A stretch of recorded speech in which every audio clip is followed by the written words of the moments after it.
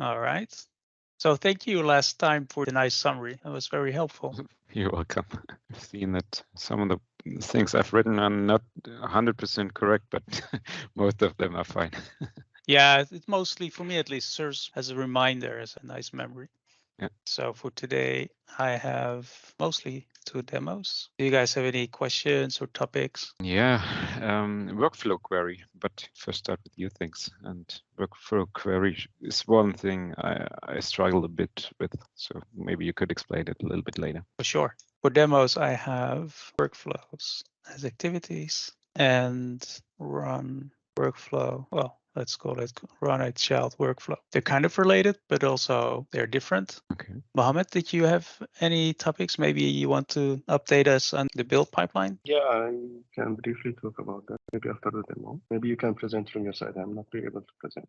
So. Sure. Yeah. All right. So let me start with the workflows as activities. I think we talked about this last meeting, which we did not record. So this is a good moment to show it again, but also with the additional capability of receiving input and output and sending and returning outputs. I tried it this week with the latest Nugget package, but the arguments are not in there right now. Or am I wrong? If you update to the latest, yeah. It should be there, unless there's an issue, of course. It hasn't been thoroughly tested maybe I haven't yet. found it. That's fine. Yeah, it's possible. Let's see. So move you out of the way, close this one. All right, so let me first remove these two. All right, so I want to show the ability to use the workflow designer to create a composite activity. And so it will be stored as a workflow definition, but then it will be usable as a composite activity in other workflows. And as I've shown last time, the process is very simple. So let's say we want to create a reusable activity called greeter, and the purpose of the greeter activity will be to just console write line somebody's name, and then the key will be of this demo to make that name parameterized. So of course we can just hard code any name here. We could say hello Alice. You would name this activity, or this workflow, we would name it the greeter activity. And in settings, this is important in order to be able to use this workflow as an activity. This needs to be set to true. Well, we see a new category called workflows, and here is the activity that we have here on the designer. So if we now go and create a new workflow, and we'll just call this workflow 1, we'll add greeter and publish this one. Then we can take this definition ID so that we can invoke it from using the REST API. We received an instance ID, so that's a good indication that the workflow executed. And of course, we are using the write line activity, which means we need to switch to the application console. And here we see the message being printed. And because we have this as an activity, it's now easy to invoke it as many times as you want, which of course is the big benefit, being able to create these quote subroutines using the designer and then use them elsewhere. So now I've connected the points together. I'll execute again. And now we see 3 write line outputs. Nothing new in that regard compared to last week, but what's new is the ability to parameterize the composite activity. So let's switch back to the greeter workflow. So what we want to do is we want to make this dynamic. So in order to do that, you may have noticed when I switched usable as activity to yes, this tab appeared, the activity tab. And this allows you to define the inputs and the outputs. So if let's say we ask for a person name, that will be the name of the argument, the technical name. Then the type would be string, and then a display name or user-friendly name, which would be maybe just name. And for the description, we enter something like the name for the person to greet. All right. Now that we have this, we should be able to switch this to JavaScript and then use a JavaScript expression where we say get person name. So I need to figure out how to refresh the IntelliSense type definitions that are being generated, because it will be using the inputs that are available, but yeah, it's not updated yet. I will probably have to refresh the screen. Actually, let's just try it like this. So now here it is. But because Monaco editor was already initialized, it didn't fetch this. So probably we can trigger that somehow. That will be a good improvement. But in any case, now we can use this input in this JavaScript expression. We publish an update. Now, when we switch back to the workflow,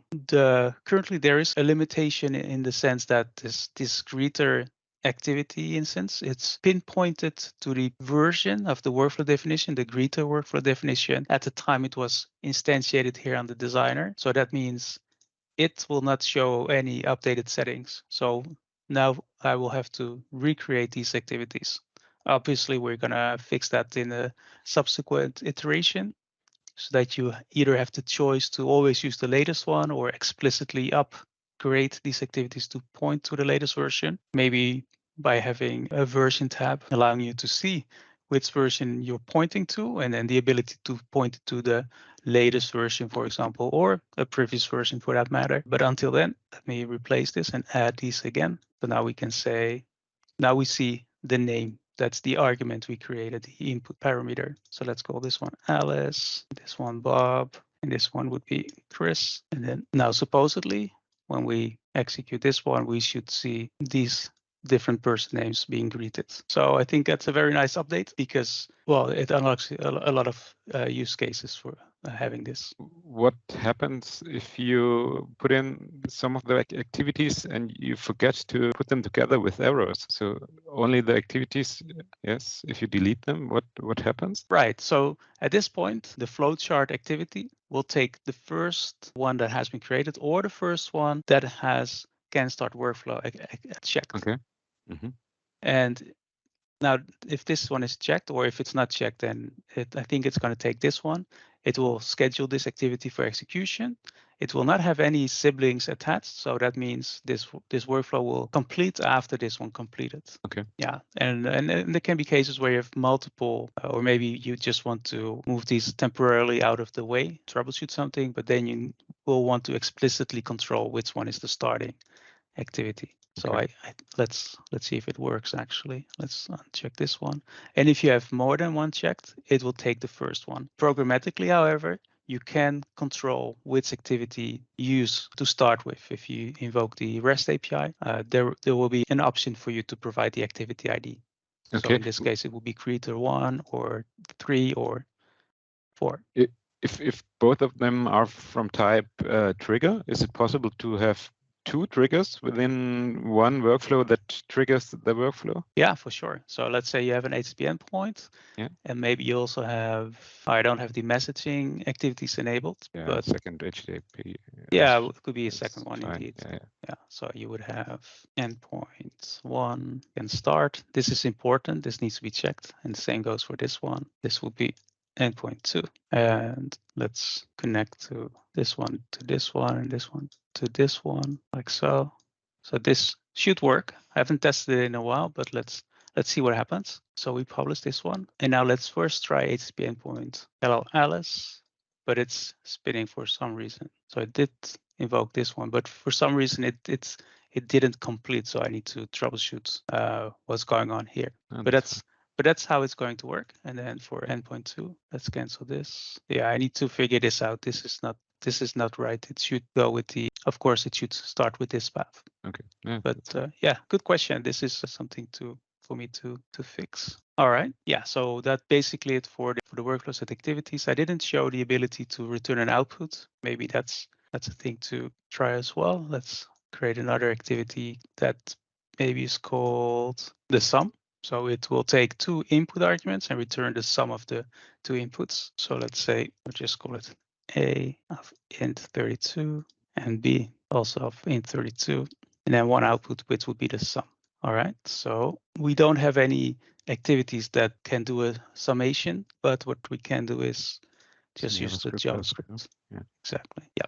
So we would say return get A plus get B. Actually, it should not be return. We want to set it to this output. I wonder if I actually created a activity to do it like this, because I don't. Do I have a JavaScript set? No, I don't have a set output. So what is missing right now to make this work is a function to set the output, because I think I tested this, but now I'm wondering how I did test it. Let's see if there's a primitive. Maybe the complete one. No, that's just for the outcomes. I need to double check this one as well. It's possible that I just didn't implement it. So set variable, but it's yeah.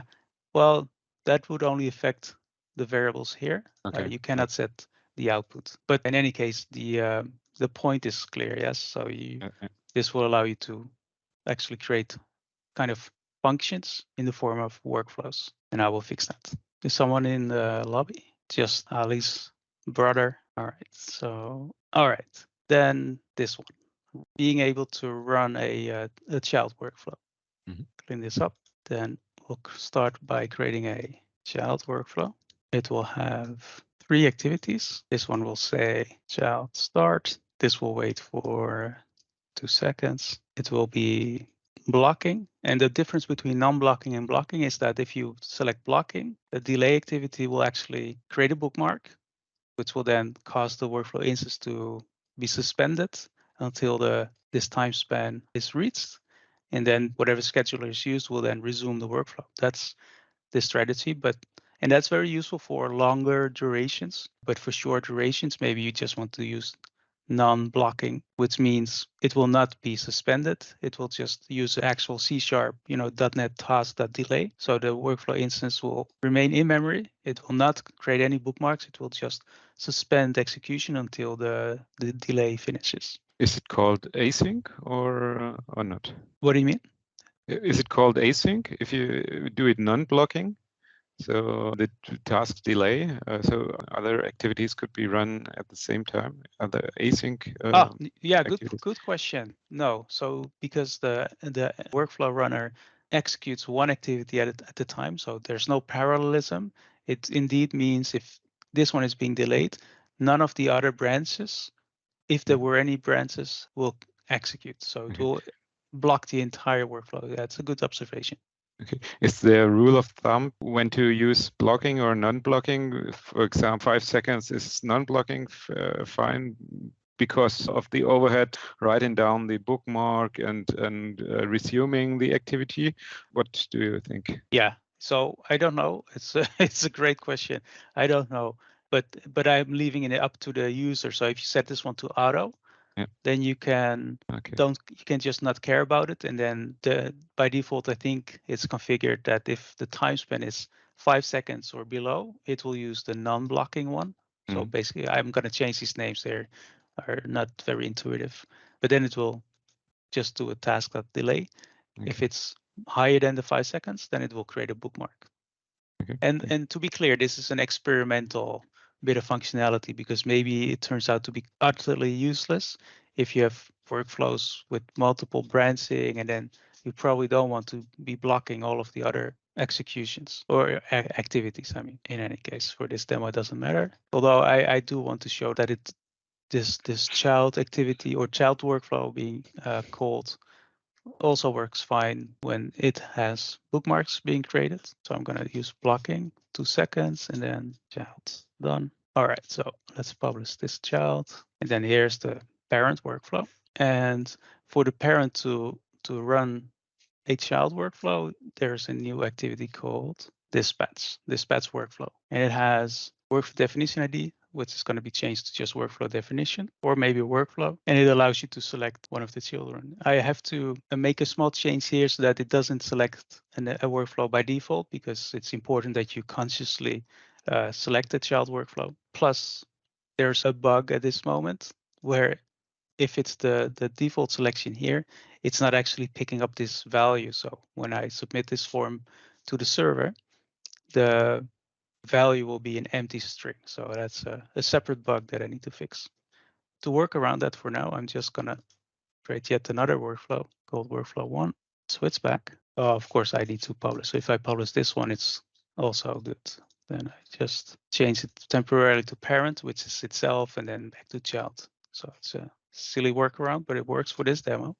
This option, wait for completion, allows you to do the following. So let's say you have this workflow, write line, execute the child workflow, and then another write line. So this would be parent start, parent end. All right. So if we were to execute this workflow, chances are that you will read parent start, then parent end, and then you would see a child start, and 2 seconds later the other write line, because this activity without this being checked will not wait for completion of the child workflow. But let's see if that's how that works. All right, so as we can see, parent start and parent end. Not sure why the child one isn't executing. Let's see what happens if I check this one. Parent start, child start, child parent end.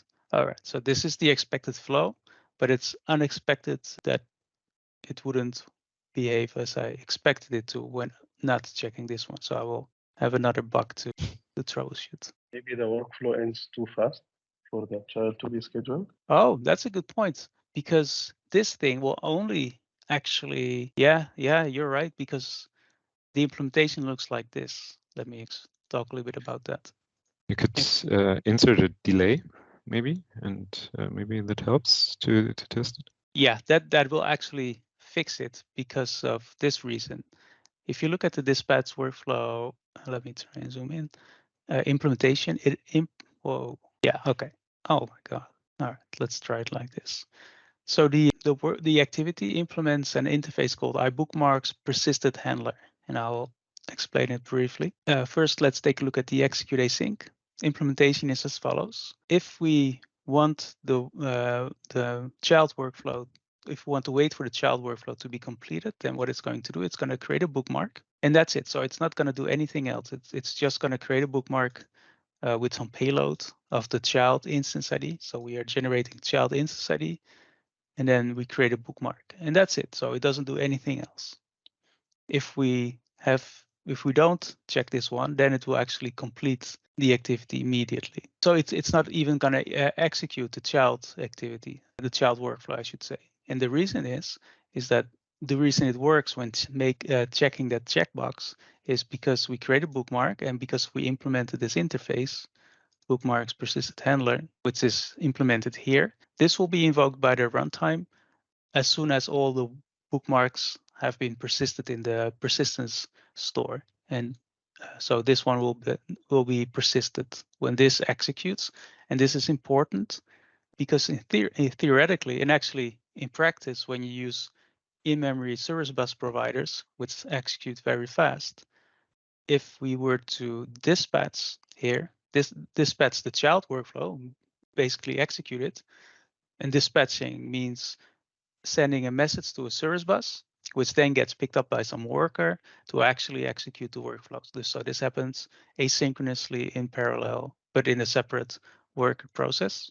If this finishes even before this current execution pipe completes, which also means before the bookmarks were created, then there will be no way for the workflow completion handler, which I will show in a second, to find this workflow because the bookmark isn't there in the persistence layer yet. And to circumvent that, this activity will dispatch the child workflow only after the bookmarks have persisted. And that handler that I just mentioned lives here. So there's a dispatch workflow request handler, and basically it's a mediator handler that handles sorry, that's the wrong one. This one I was looking for, resume dispatch workflow. It handles a notification of workflow executed. So imagine the child workflow got dispatched, it executed, and then it completed. Then this handler will be invoked anytime any workflow executes. Here we are going to check if the status is finished. If not, we're going to return.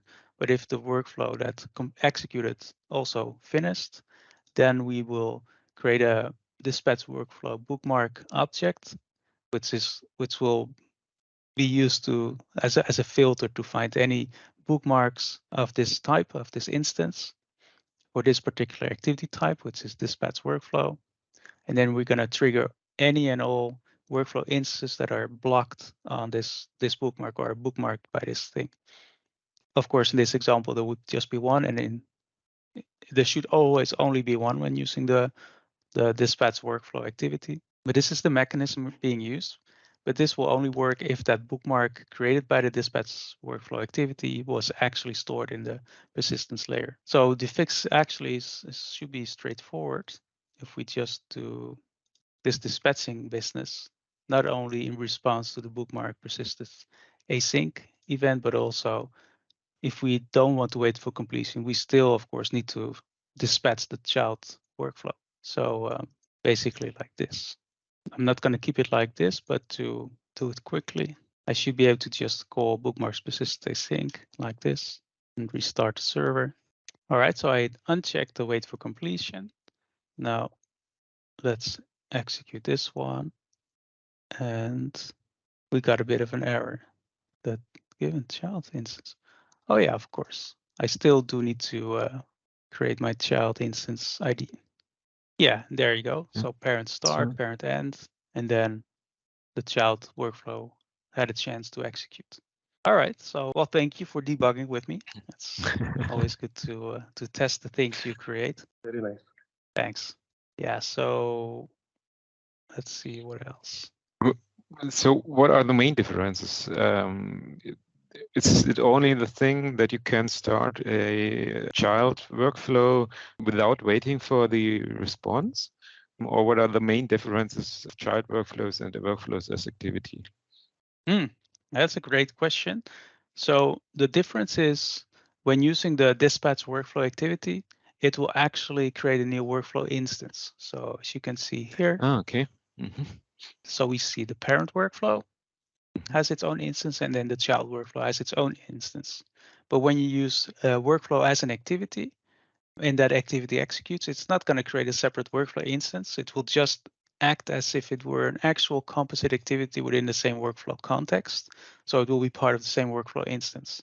There are no input and output variables for the child workflows. Sorry, can you repeat that question? And there are no input and output variables like with the workflows as activities to send some informations in the child workflow. Right. Yeah. That currently that is partially true. There is a way to provide inputs using this field, which could be any object through JavaScript expressions, for example. But currently there's no way for you to receive any result from this child workflow, which would be a good use case or a valid use case to have, where you want to wait for the child workflow to complete and then return some result. That has to be added, but it's not currently there. Okay, great. Yeah, that's a good question. What if the child workflow had a blocking activity? Yeah, so it actually doesn't. Yeah, it should have one. I think that was the delay. Yeah, so this is a blocking activity. So depending on what you configure the parent workflow with, so here, if you do check wait for completion, it will mean that while this executes, so if, for example, it executes the delay activity, it waits for 2 seconds. So it's a blocking activity. That means this workflow will not continue because the child workflow hasn't finished yet. So as soon as the child workflow finishes, then execution will resume. There isn't a way, for example, if the child workflow had a trigger that depends on like an HTTP request or something like that, it will wait for that to happen. Yeah, exactly. Yeah, we cannot use it to bypass and just trigger the workflow regardless. Sorry, can you repeat that last statement? Yeah, so we cannot use this to bypass, for example, a trigger and manually pass the input, which sometimes we need to do for testing. Sorry, I don't understand the scenario. So, for example, if we have an HTTP activity as a trigger in the child workflow, I So cannot use you mean as a starting trigger or as a blocking activity? as a starting trigger. Okay. Yeah. So if I have this now as a dispatch workflow in another workflow, it will wait for the HTTP. I cannot bypass it by giving the input directly. So let's see if I understand. So let's say we have this as a trigger. So at this point, we can, of course, just invoke this workflow, right? We can just trigger this endpoint. That's no problem. If you were to do this, to invoke this workflow from the parent, like here, then, and this is checked. So what will happen is this will execute, and it will now have created an instance of the child workflow, and it will be immediately blocked on the HTTP endpoint activity. So at that point, you can resume that child instance by invoking the HTTP endpoint by triggering, well, sending an HTTP request. In theory, because it's an interesting use case, because the child now, it will be it will have executed and created the bookmark. In theory, I have to try it, but it will also have created a trigger. So probably what will happen is it will, if you want to resume this workflow, it will also create a new instance because it's also used as a trigger. Depending on whether you say can start workflow, if you do not check this one, there will be no trigger. So if the desired behavior is for this to just be blocked and waiting for some HTTP request, you will leave this one unchecked. So what I just described is the intended behavior. Since you guys are so good at testing, I'm just gonna try it. So let me publish this one and this one as well. And this, I'm gonna create a copy of the endpoint like this. All right, let's see. So go back to this, execute it. So what do we see here? We see parent start, parent end. That's not good. That should not have happened. Let me see if I can see why. Wait for completion. Okay, so I'm just gonna set a quick breakpoint here and hit the endpoint. All right, so this is true. So it's gonna create a bookmark. Then we are going to dispatch the child workflow. And then of course that will cause the HTTP endpoint to be executed. And here it's going to check a thing. It's going to see if we are currently in an HTTP context. We did not receive external input, which means we are just now encountering this activity. We need to block execution by creating a bookmark. That's correct. We need to create a bookmark. So like this. And let me double check. So this is a trigger. Okay, yeah, I just want to check that this is not like an auto-completing activity that will complete itself after executing. So that's not the case, so that's good. So it returns. So it will have created a bookmark. Once this one finishes, we should see this one fire. So let's make sure this is status running. Okay. All right, so we are not going to resume the parent workflow. So we see parent start. Okay, so this behaves as expected. So maybe one explanation would be that the data got a little bit corrupted, maybe with some of the existing instances. I don't know, but I will take a closer look. But this is proper behavior. And now to resume the child workflow, go to here, hit send. So some workflow finished. This is probably the child workflow. Let's double check. Yeah, okay. This is the child workflow. I can tell because of the HTTP endpoint here. The ID is incorrect. I need to look into this as well because this should be whatever ID I provided it with, I think. But I will double check this one. So this finished. So now it should trigger the parent workflow. Let's see what happened here. Parent start, child done, child start, child done. So now it's doing something twice. Parent end. Well, let me try again without any of the breakpoints and any of the states, any of the bookmarks. So execute this one. So we have parent start, and then we say HTTP endpoint, so endpoint, parent start, child done, parent end. So this is the correct flow. Yeah, so my assumption is something got messed up with some of the existing bookmarks and workflow states, but I will do more tests to make sure that there's no bug here. In Elsa 2, there was something like signal. Could that be also used to trigger another workflow? Yes, actually. So let's do it like this. So signing in, let's create a new workflow. So for that, you have the event. So let's say you want to invoke some workflow in response to some event. Use this one, you give it the name of the event. So maybe call this one order created, and this will be the order created workflow. So if you wanted to invoke this one, there's at least two ways. One would be to use the REST API, and another one would be to use the publish event activity. So then you can invoke this workflow from another one. So let's create another workflow. I'll just call it order publisher and then add the publish event, and we'll have to specify the event to invoke order created, optionally in a correlation ID. If you don't specify a correlation ID, then any and all workflows either starting with or blocked on the order created event name will be started or resumed. But if you do provide a correlation ID, only those workflow instances associated with the same correlation ID will be affected. Okay. So let's say we want to.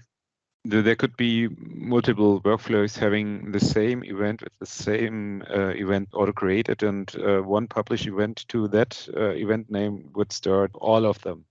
Yes, exactly. Okay. Yeah, unless you provide a correlation ID, but yes. And another way, if you wanted to target a specific workflow instance, can use a dynamic expression like Java, using JavaScript, and maybe incorporate some correlation ID, workflow ID, or an instance ID, or some application-specific ID. Yeah. So let's say publishing, and then here we say published, and then in the order created we say order created. Okay. So if we copy this one and then execute it, let me first clean out this output for a second. So we see publishing. Then I think there's some bug recently introduced with the workflow state transitioning. Oh, it faulted. So what's going on here? Let's see what is this. Could be just an expression. Event name is required. Okay. Publish event name. Okay, so let's double check the designer. Oh, did I leave this one empty? Good question. Is there some kind of pre-check before publishing? An activity is missing some fields or something like that?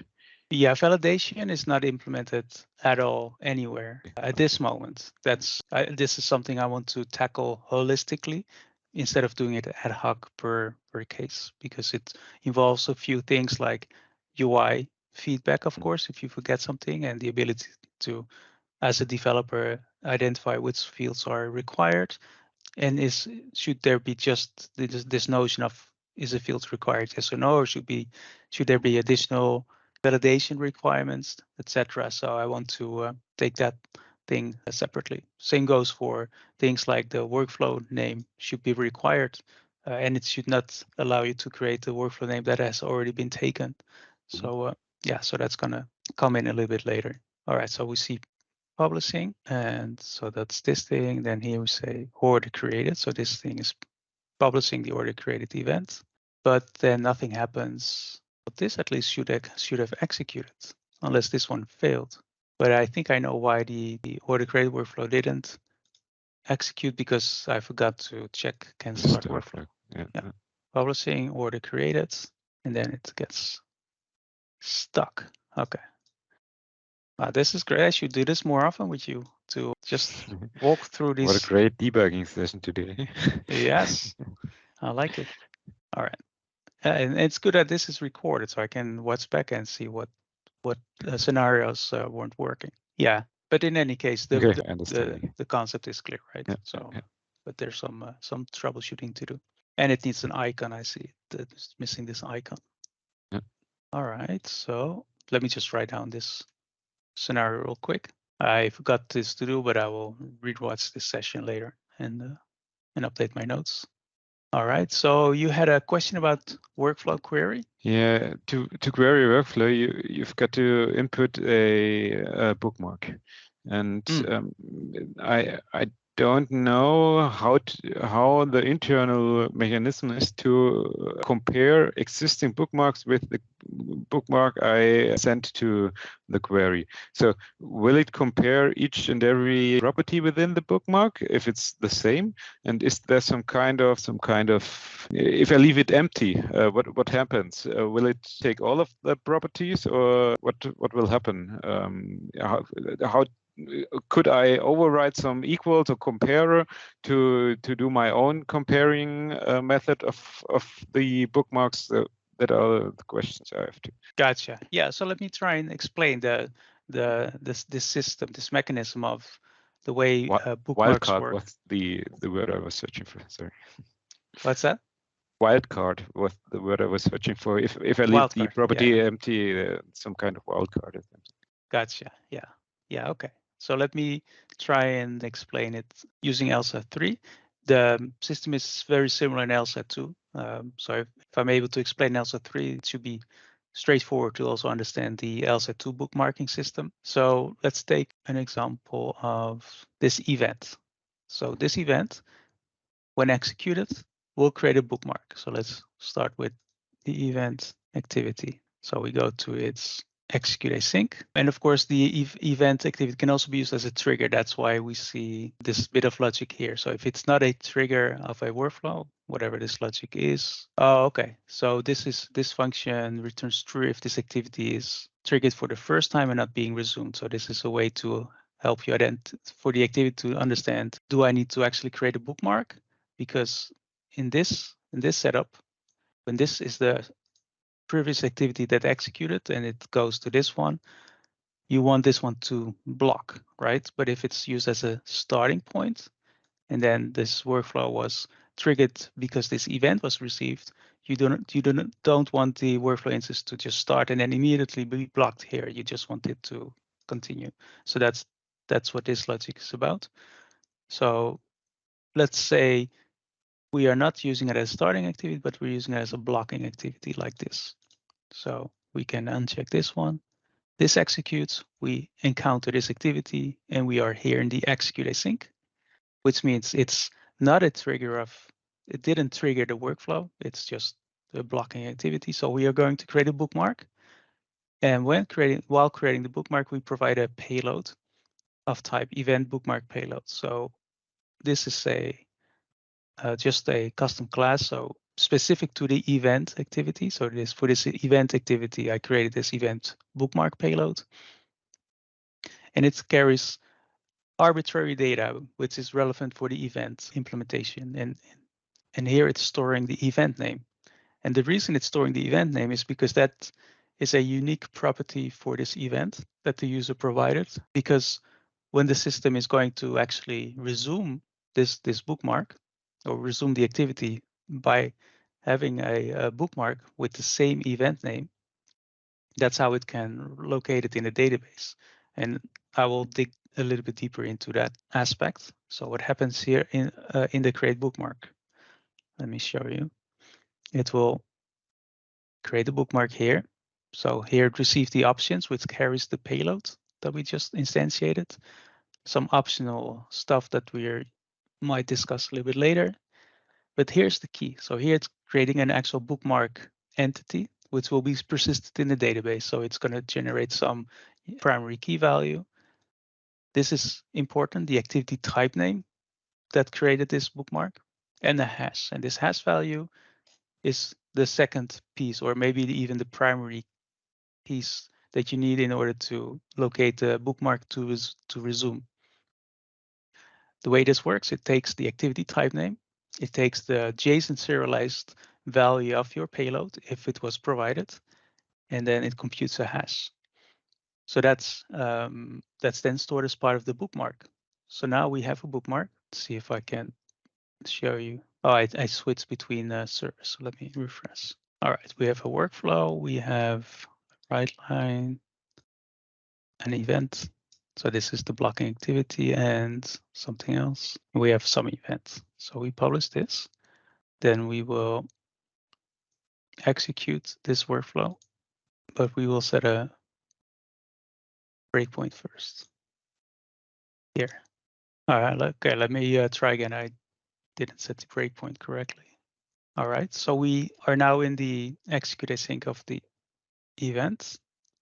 Oh, actually, I set the breakpoint here. I expected this one to hit, but it didn't. Let's see why. Create bookmark. Okay, so here we have the activity type Elsa.event. So that's a fully namespace qualified activity type name. We have the payload, which is the event name and some event, right? It's lowercase, which is here, it's done on purpose so that when some arbitrary application that publishes the event, it doesn't matter whether it's uppercase or lowercase or uses mixed casing.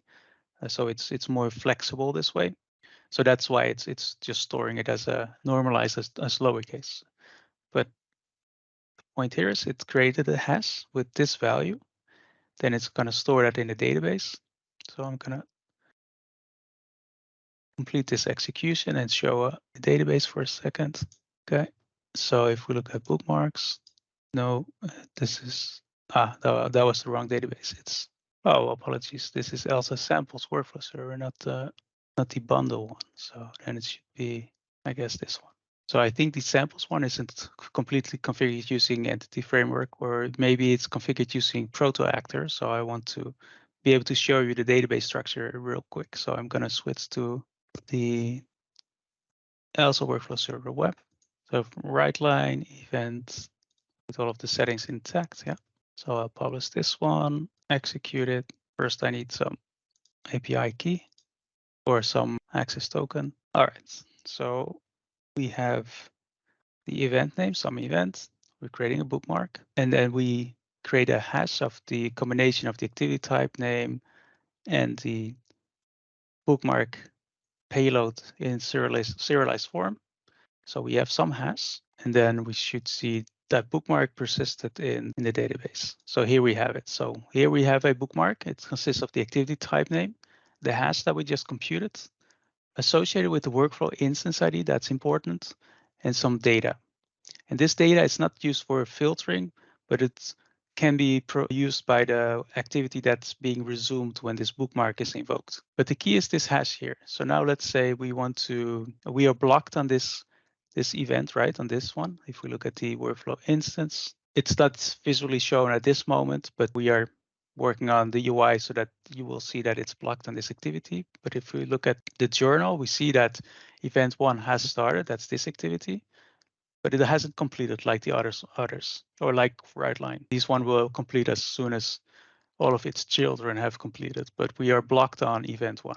So let's resume this one. Or let's take a look at how that is done. To resume the event, we can use a REST API endpoint here. So that would be like this. So we say workflows, and then the name of the event. In this case, it would be some event. But this goes to an endpoint called event. So it should be like this. So the events endpoint. Let's take a look at this one, because that's then gonna construct the bookmark for filtering and resume the workflow. All right, so it's gonna happen here. Here it's gonna use an event publisher, which is a high-level service that internally constructs the bookmark. So let's take a look at that. Then some base address. API base address. So I think I should use API base address. Right. Okay. So we are in this endpoint. So we receive this request to trigger an event with the name of some event. So we're going to step into this guy. And then here we are constructing the same payload that was persisted earlier. So it's the event bookmark payload. And this is important, using the same event name. So that's one. Then we are going to get the activity type name that's associated for this one. And of course, each activity knows what the activity name was used to create its own bookmark. It's a very explicit operation at this point. Maybe we will revise the API a little bit to make it a little bit easier for other developers to create their own blocking activities. But for now, this is how it works. So we create a activity type name. There's a bug with Writer that doesn't, well, that shows this sort of thing, but the actual value is Elsa.event, as you can see here. So that's the same.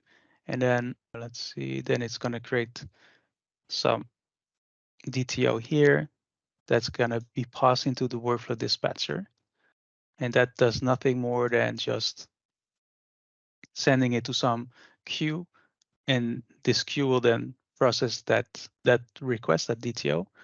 So let's go to that handler. So this is a mass transit workflow dispatcher. So let's go to the mass transit dispatcher. Sorry, I just need to check what the message was again. Dispatch trigger workflows request. Dispatch. So it's gonna end up here, and that will send a mass transit message called dispatch trigger workflows. So that's this one here, right here. So let's continue. So now we are in queue worker, and here it's gonna use the workflow runtime, and it's passing along all of this information. So that's again the activity type name, the bookmark payloads, and some options. If you look at this runtime implementation, which is default runtime, that's this guy. Yes, doing again the cache and preparing exactly. it, searching for it in the database and resuming it. Okay, so there's no kind of wildcard. You have to create the exact same bookmark, so it creates the exact same hash code to find the bookmark in the database. Yes, but even though there's no wildcard, you can implement it And I think I did that for the Telnix activities. Let me see if I can find the sample quickly. So maybe you could grab the data field if you find any. No, that could be done. Maybe not. Because so you're also storing the data within the bookmark and maybe path that JSON and doing some special things with that.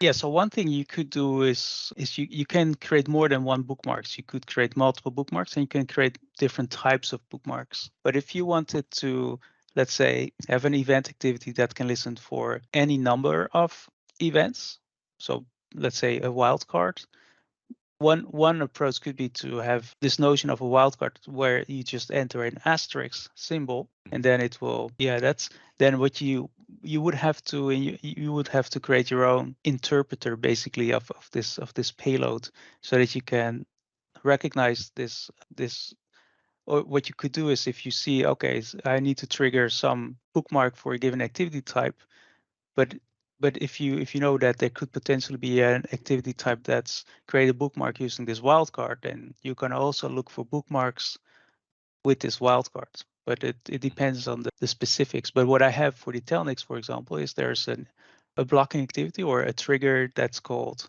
call initiated. So it listens for inbound phone calls.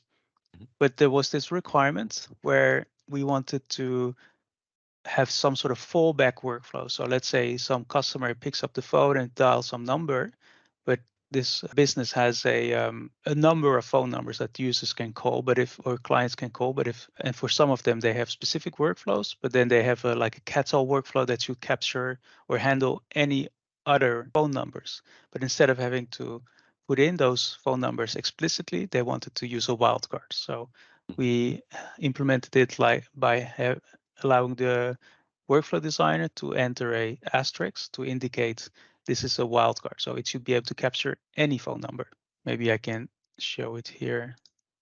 Yeah, here. So here we have an incoming call catch-all bookmark payload. So this is a different kind of payload compared to the incoming call from bookmark and to. So there are three kinds of payloads. One to capture the to trigger based on the inbound phone number, and another option to capture phone calls based on the destination phone number, so the phone number being called. But let's see where this is used. All right, so this incoming call activity, when it's requested to get the bookmark payloads, it creates a number of variants basically. So it creates bookmark payloads for the outgoing phone numbers and the inbound phone numbers here.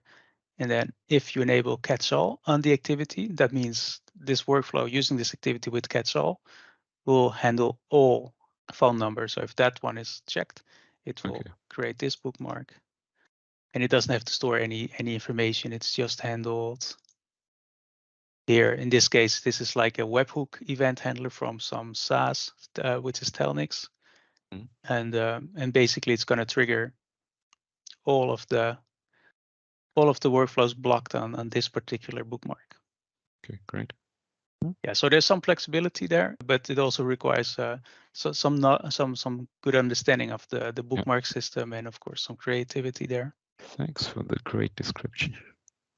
Yeah, you're welcome. Thank you for the great question. This is good to have it documented, even if recorded.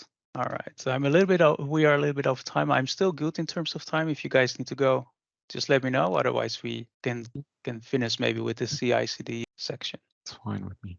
All right, so CI/CD.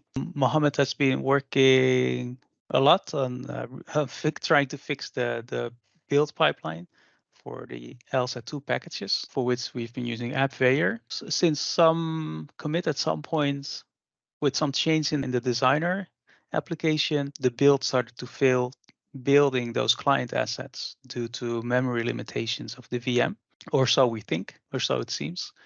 So it seems quite tricky to get that figured out without just upgrading to a paid VM, which would have more RAM and probably allow us to continue building.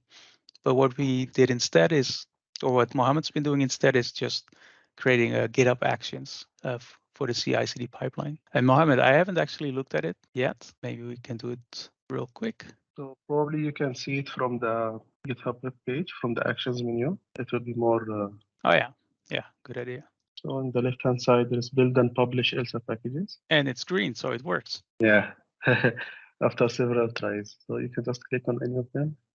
But that's great. That's very good. So did this release it to MyGet? Yeah, you can just click and you will see a visual representation of exactly. That's cool. So, I didn't know you could do this. Yeah, so there are some few advantages here. One is that you can break the pipeline into multiple jobs, and these jobs can have some dependency. So the right-hand side, you see there are 4 jobs, and they will start only after the first job is finished. But if you don't create a dependency, they can also execute in parallel. So one of the pain points with the Upware was that we needed to finish for one upload to complete, then we do the next one. But if for some reason my get upload fails, the next step automatically fails and the workflow doesn't continue. So here, one of the advantages is that you can do it in parallel. And what I have done is that I broke it to 2 parts. One is to build and create the packages. And then after creating the packages, we can decide to publish based in the condition. So the condition here is that if it is just a preview build, it will go to MyGet. But if it's tagged as a release, it will go to both MyGet and also to the official NPM and NuGet repositories. That's really good. That's really, really good. And the other nice thing is that they have the artifact concept here. So what you get also is that the NPM package and the NuGet packages also you can download directly from here. So for any reason, if you want to download and troubleshoot something directly on these, you can download and use them. Or if the upload fails for some reason, you can also manually upload the package. So you get the benefit of both. You have the artifacts, you can use them directly from here, or you can just wait until it's published to NuGet or MyGet and use it from there. Great. That's really great. Yeah. And it's fast too. Faster at least than on Upware. Yeah.